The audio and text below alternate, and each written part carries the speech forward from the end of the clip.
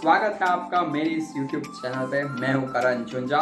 आज के इस वीडियो में मैं बताने जा रहा हूं कुछ आसान से योगासन और उनके कई यूसेस जो आपको डे टू डे लाइफ में बहुत ही इम्पोर्टेंट रोल प्ले करते हैं। तो सबसे पहले हम करेंगे वीरभद्रासना। वीरभद्रासना 3 प्रकार के होते हैं। इसमें से हम पहला कर रहे हैं। सबसे पहले अपने दोनों पैरों के बीच थोड़ा सा डिस्टेंस रखना है। अपने लेफ्ट पैर को 90 डिग्री तरफ मोड़ना है और राइट पैर को सीधा रखना है।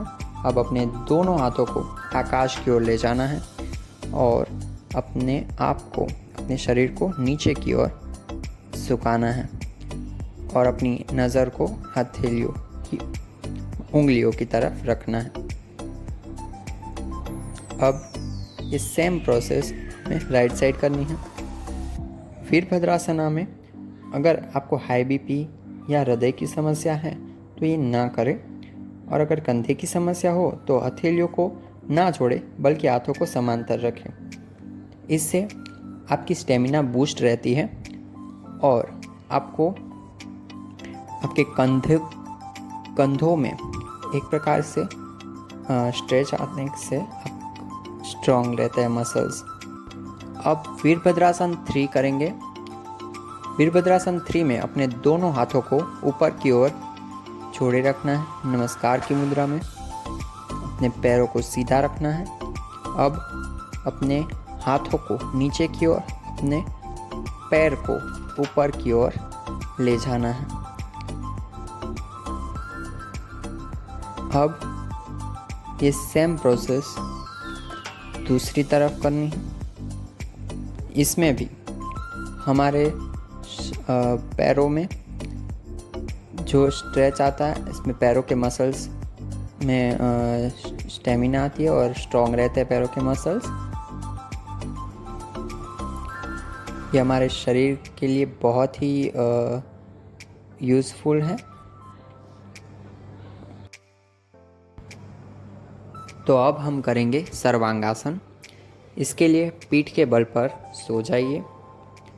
अब अपने पैरों को धीरे धीरे ऊपर की तरफ लाइए। अब अपने हाथ की हथेलियों से अपने पीठ के बल पर पीठ को ऊपर की ओर खड़ा करना है। अब आपका पूरा वजन आपकी कोहनियों पर आ जाएगा। अब सीधा ऐसे कुछ सेकंड्स के लिए रखना है। सर्वांगासन से आपकी याद शक्ति में वृद्धि होती है।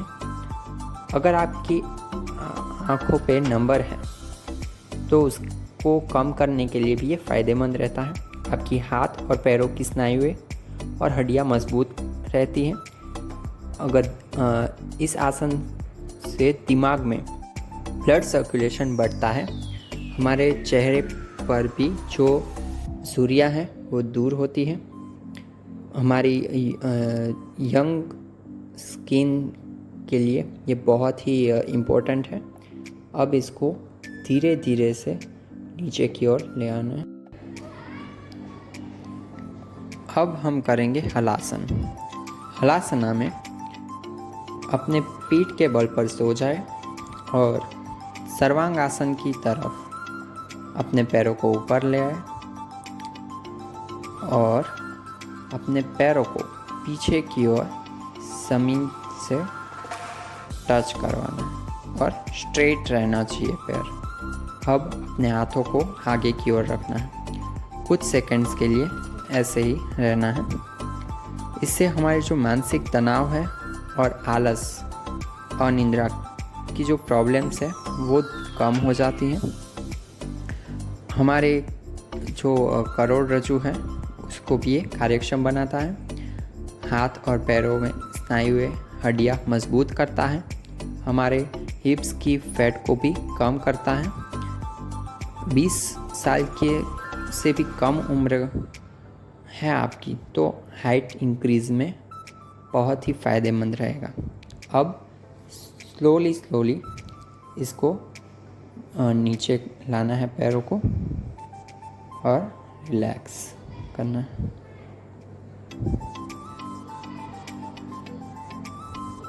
तो अब हम करेंगे तितली आसन। इसको बद्ध कोणासन भी कहा जाता है। अपने पैरों को सामने की ओर फैलाते हुए बैठ जाए। रीढ़ की हड्डी सीधी रहे। घुटनों को मोड़े और दोनों पैरों को तलवे एक दूसरे को टच करें, मतलब छूते हुए रखने हैं।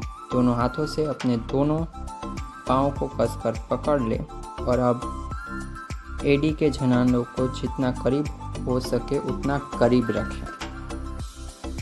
अब तितली की पंखों की तरह दोनों पैरों को ऊपर नीचे हिलाना।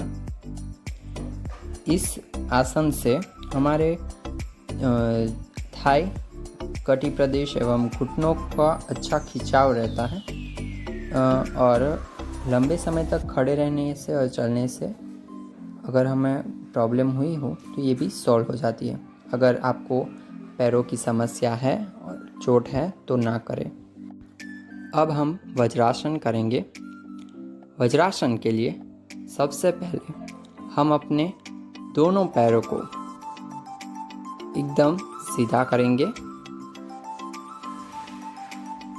अब अपने पैरों को घुटनों से मोड़कर पीछे की ओर ले जाएंगे और अब हम अपने दोनों पैरों को जो तलवे हैं उनको उनके थंब से एकदम जोड़े रखेंगे और अब हम अपने हिप्स को उस पर रख देंगे। अब इस मुद्रा में हमें कुछ समय तक बैठना है। ये आसन हम खाना खाने के बाद 10-15 मिनट तक कर सकते हैं, जिससे हमारी डाइजेशन की जो प्रॉब्लम है वो सॉल्व हो जाती है और इसमें हमारे हार्ट को भी आराम मिलता है। अब हम करेंगे पश्चिमोत्तानासन। इसके लिए हमें अपने दोनों पैरों को सीधा करना है। अपने हाथों को इस तरह एक दूसरे की उंगलियों में जोड़ना है और अपने पैरों से लॉक करना है और अपने सिर को अपने घुटनों की तरफ उसको टच करना है। हमारा सिर घुटनों को टच करना चाहिए। इससे हमारे शरीर एकदम सुडौल रहता है और हमारे जो पाचन तंत्र भी मजबूत रहता है।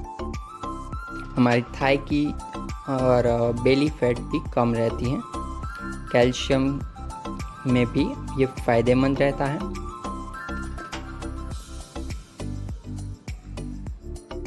अब रिलैक्स करना है, थोड़ी देर के लिए ही करना होता है।